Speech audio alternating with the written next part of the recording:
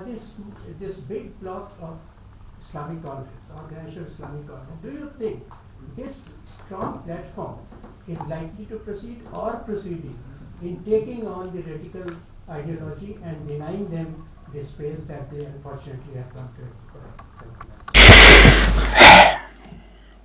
First, what we believe in the UAE, we believe that our religion has been hijacked by these groups who are killing innocent people in the name of God and in the name of Islam. And we believe it's our responsibility to go after them and fight them, not the West. And we have to,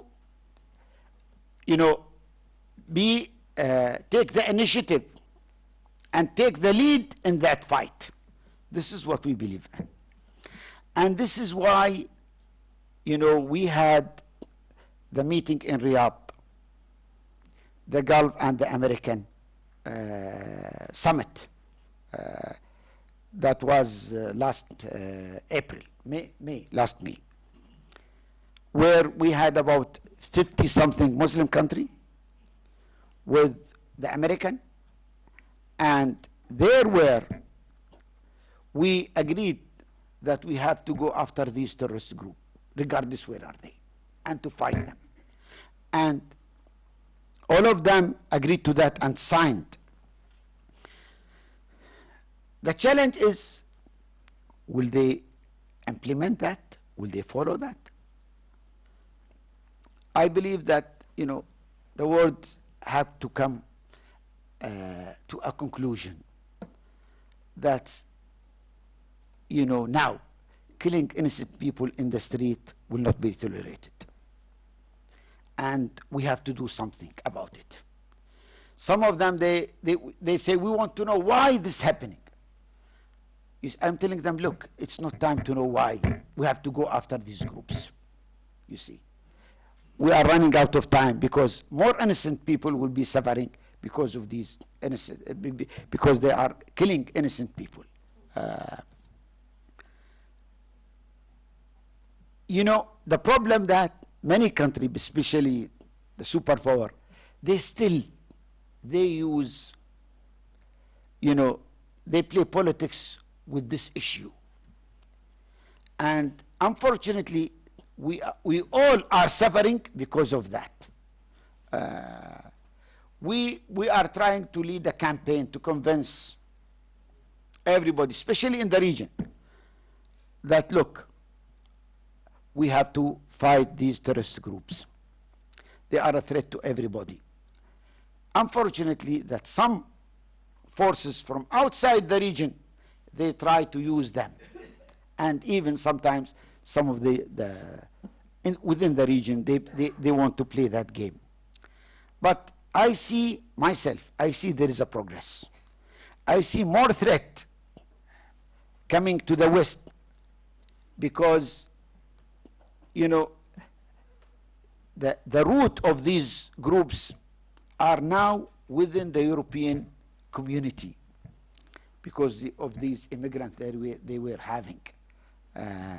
And because of the way that they want to deal with them through the laws that they have now. These are terrorists. When you think about them, don't think about human rights because they don't believe in life and human rights, actually.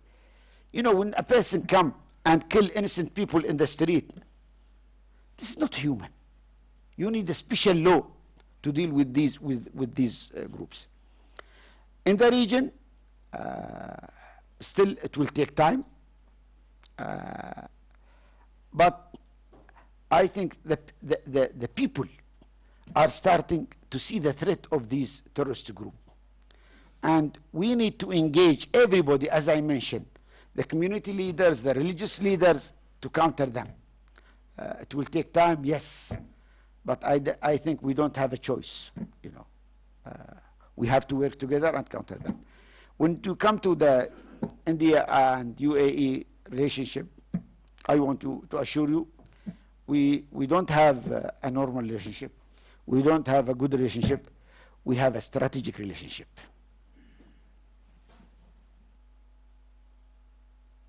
Um, I just have a basic question. We all agree on, what terrorist groups are about in the region, but there is a sense that the growing instability in West Asia, the Middle East, is actually going to lead to more trouble in the future. Just in the last I think in the last couple of years, we've seen the UAE, Saudi Arabia, and some of the other countries unite to attack Yemen. The blockade of Qatar, and then just yesterday we saw the Lebanese Prime Minister destabilized right from Riyadh's soil. The question really, are all these changes in the Middle East not going to, in fact, contribute to greater extremism and greater turmoil there?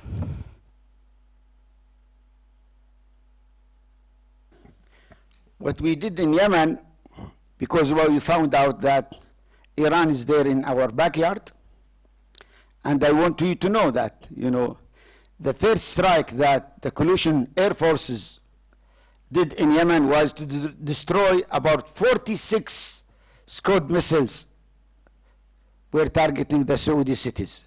That was the first mission did. The region has been suffering for a long time. This is a fact. What's happening related to Saad al-Hariri, we have to understand the role of Iran in the region.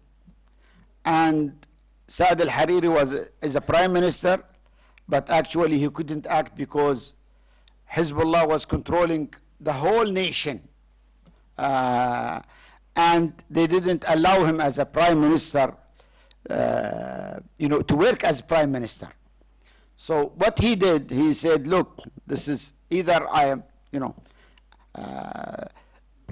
I'm not an effective prime minister. They are controlling everything. Let them be in charge and see what will happen.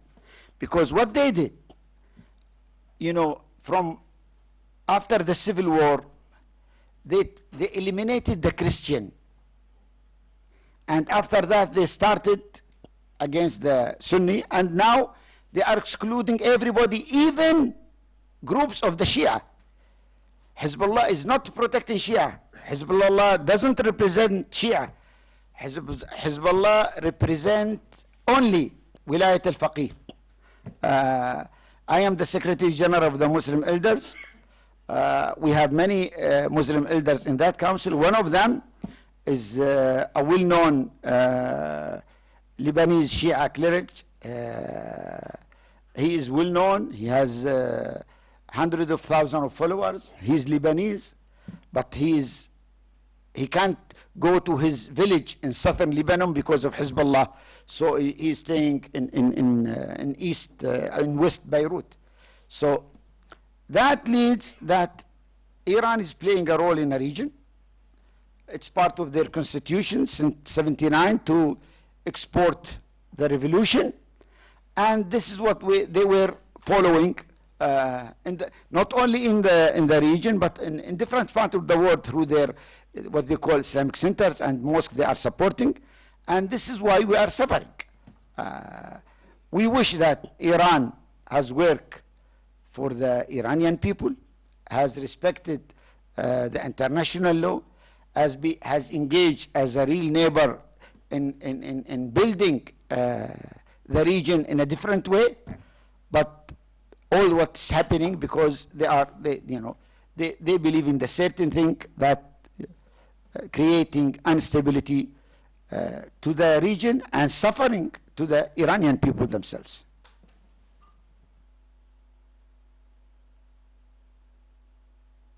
Thank you, sir. So I've got an easy question to ask. You mentioned it briefly. One of the things which people talk about is if you want extremism to be removed, you have to go to the homes. And there, the education of the girl child becomes very important. And you seem to have taken some steps. What are the steps you have taken, and how can we extend this to all other countries also, including India? Education of the girl child. That question, Maqsood will answer after I leave. No, because this is one of the things that we work together in, and he knows it very well, better than me.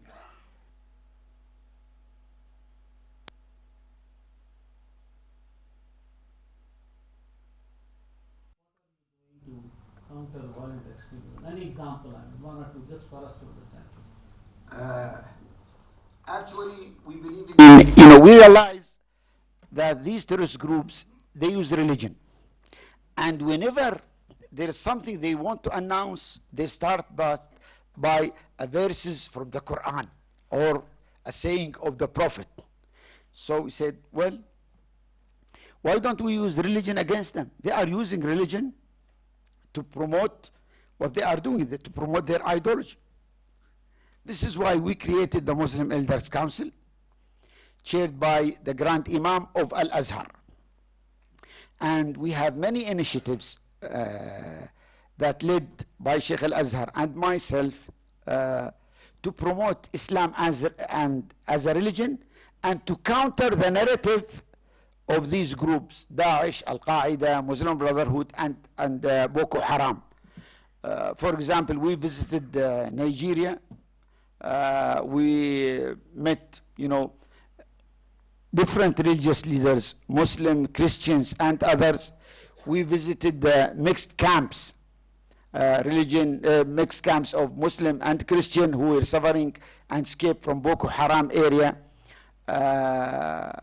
And we have many delegations that we send them around the world to promote that Islam is a religion of peace, and engage the community, to make sure to counter extremism in their area.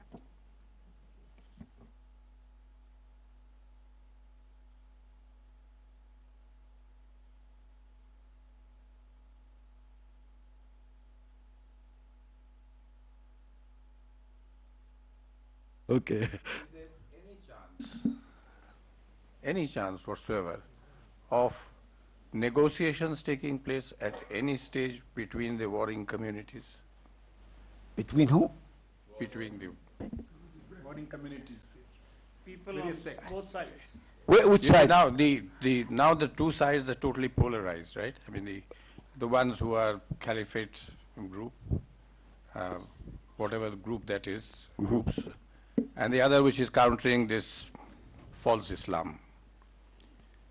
Is there any chance in the near or distant future, as you can see, of any kind of negotiations taking place at any stage? Like the Irish thing went on for years. There were loggerheads fighting each other. And finally, there was a negotiation at some stage. Is there any chance you think that can work Okay. out? It's different when you talk about Irish. It's one nation. You see, they live together. They know each other. They have the same interest in that area. When you talk about extremism, it has no border. These ideas actually travel the world. And when you come, for example, for the Muslim Brotherhood, they don't believe in a nation. So they recruit followers from different parts of the world, regardless of their nationality. So when you come to talk to them, to whom you will talk?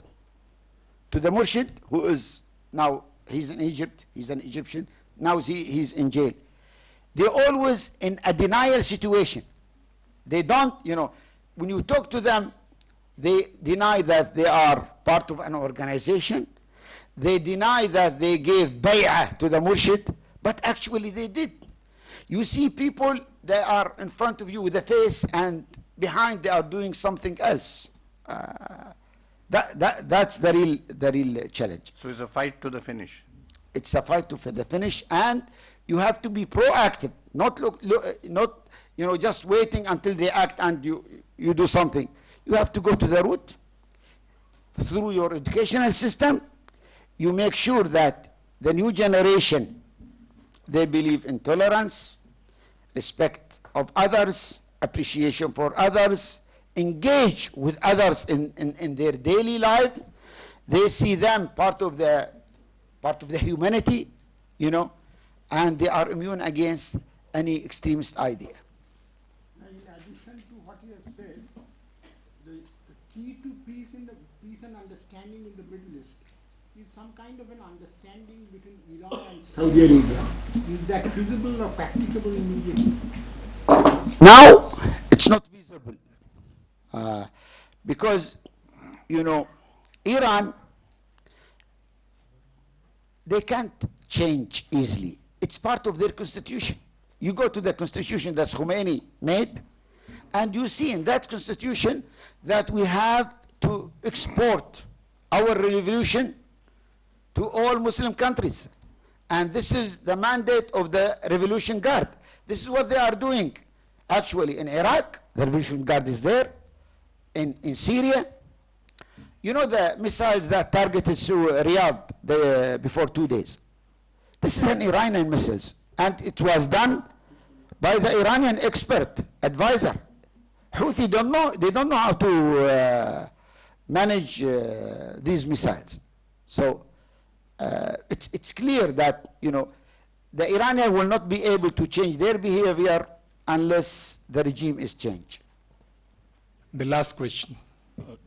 I just wanted to know if your organization can do or is doing something on two issues which have been raised by our Prime Minister in the international arena.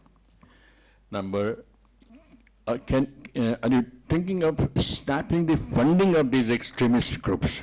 And number, this is what he has been telling in all conferences. And number two, there is no covenant of United Nations on terrorism.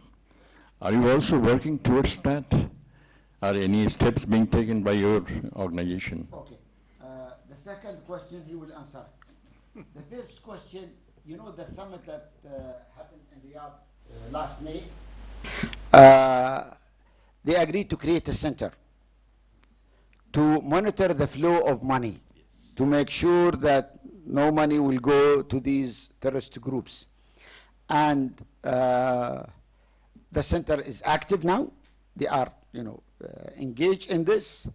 And, you know, the problem is this: now you are sure that the government are not financing, but you have to go after the individual, because many individuals, they believe in these groups and they have a lot of money. So I believe, you know, they are doing the right thing, and, you know, you have to take action against one or two, and the other will get the message. How many are homegrown in UAE? What do you mean? How many of these are homegrown, not from outside? Well, Homegrown terrorists. Homeborn. well, Natives of UAE. natives of UAE, we have maybe, you know, about less than 100 Okay. who were members of the Muslim Brotherhood or who were recruited by Daesh through the social media. Thank you very much. Your Excellency, you have been very considerate.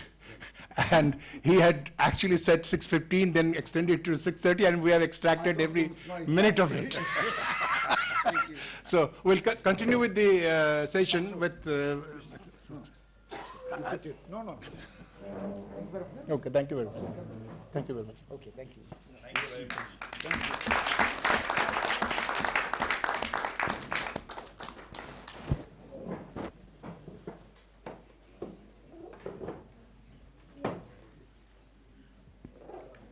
Well, we carry on with the session, and now we can ask really the nitty-gritties and the best practices and everything, because he is the executive director, and all programs that the foundation executes, he executes. This is over to you, and you have enough time to expand your theme, and then we can take some questions from those. See, my question has been transferred to you by, so I just again reiterate it. The question is, are you doing something for a kind of a covenant being passed by the United Nations against terrorism? They have not been able to pass such a covenant. Anything being done by Sir, my request will be that we should first allow him to make his submission and presentation, and then we put this question back to him.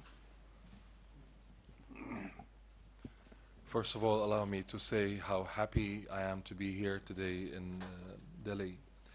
And frankly speaking, it's a great honor to be amongst wonderful intellectuals. And I will address all the questions that were presented and many more as well.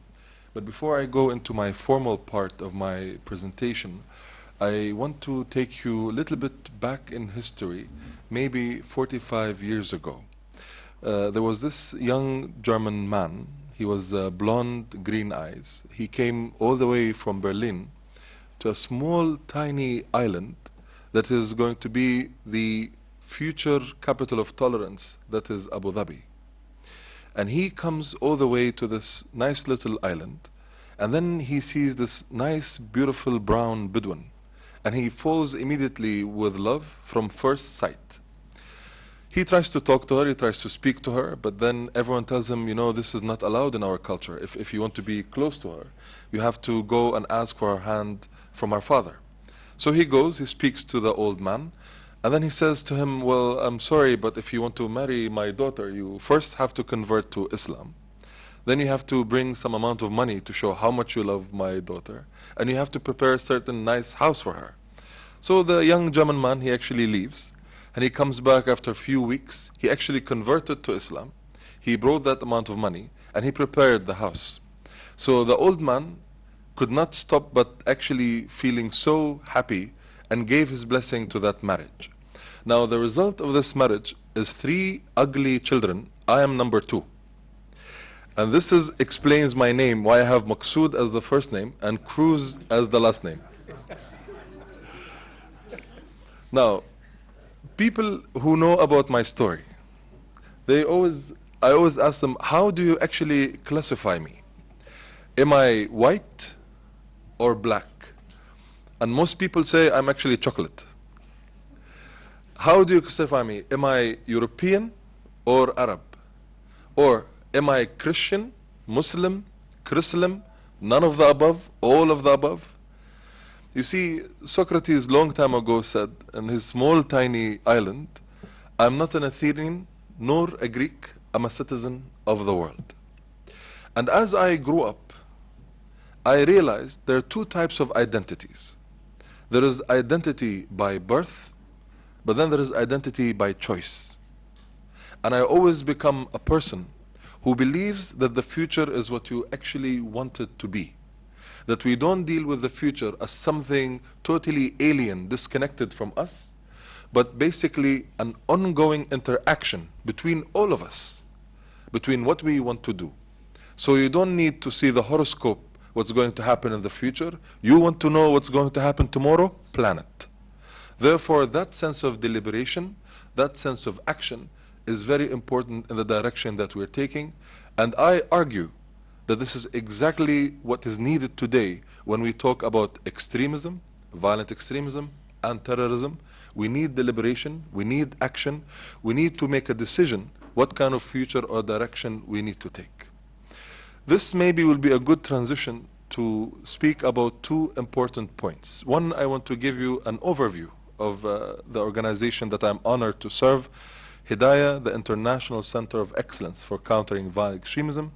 And then the second point is some key programs that we actually work on that maybe will answer some of the questions, but also shed some light on the direction that we like to take. Hedayah in itself is also very interesting how actually Hedayah was developed and how Hedayah actually become a reality. There was a meeting that took place back in September 2011 in New York, where both the US and Turkey co-chaired a new group, a multilateral gathering of 29 countries plus the EU called the Global Counterterrorism Forum, GCTF. It's a non-binding, informal gathering of these countries where they're focused on how to develop good practices to counter terrorism. There were many discussions, many debates during that inauguration meeting, but 2 conclusions of relevance to our meeting today. The first conclusion, which is extremely important, there was this realization that relying on security, policing, intelligence, military approaches alone is no longer enough in countering terrorism. In fact, they realized there's something deeper, much more complex, than simply capturing someone and put them in prison. Questions like, what's the role of psychology in this? What's the role of sociology, economy, history, politics, and even more recently, people talk about what's the role of religion and ideology in the process of radicalization. Therefore, they thought, we need to create an international think and do tank who basically will be able to provide insights, develop good practices on how best we can counter violent extremism through the deep understanding of the true nature of the threat, which is multidimensional by default. This is where the idea of the International Center of Excellence for Countering Violent Extremism emerged, later known as Hedayah. During this meeting, His Highness Sheikh Abdullah bin Zayed, in his capacity as the Minister of Foreign Affairs and International Cooperation of the United Arab Emirates, proposed to host the center in Abu Dhabi. And of course, everyone got excited. They all want to be in the UAE, so they said, okay, we'll do the center over there. So later on the 14th of December 2012, during the third ministerial meeting of the GCTF, His Highness Sheikh Abdullah officially announced the launch of Hedayah, and Hedayah was operating ever since. Within our system as Hedayah, we have also a very unique structure. We have what we call the International Steering Board. It's a board consisting of 12 countries who provide their approval, their governance, their budget to Hedayah. However, the chairing role is for the hosting country, which is the UAE, and of course, who is representing the UAE on this chair is His Excellency esteemed Dr. Ali Rashid al Nuaimi, who is an exceptional mentor and a wonderful leader. Having said that though, this makes us realize that while Hedayah is based in the UAE, it's not an Emirati center. And while Hedayah is an inspired initiative by the GCTF, 29 countries plus the EU, we are not confined or limited by these countries. Our mandate is planet Earth. Wherever there is extremism, we have a role to provide and advise and have good practices. We work, for example, with the Colombian colleagues to deal with their own challenge with a group called FARC, fighting them for half a century. Now they had a peace process. They signed an agreement. Now the question is, post-peace process, what should we do, similar to the Irish context? All the way to Abu Sayyaf in the southern island in Philippines, Mindanao, and their type of work. All these groups are part of our mandate. Whether right-wing radicalization, white supremacy, or left-wing radicalization, anarchy, or the usual suspects, Al-Qaeda, Daesh, and the other group, they all fall under our jurisdiction, meaning our main and central question at Hedayah is the following. Regardless of your worldview, regardless of your philosophy, regardless of how you want to interpret the universe, how can you justify the use of violence against innocent people? 4, 5 years old child